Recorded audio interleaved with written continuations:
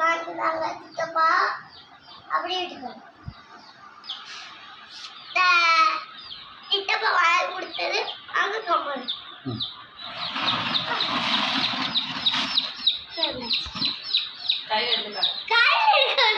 கையில் எடுத்து காட்டு.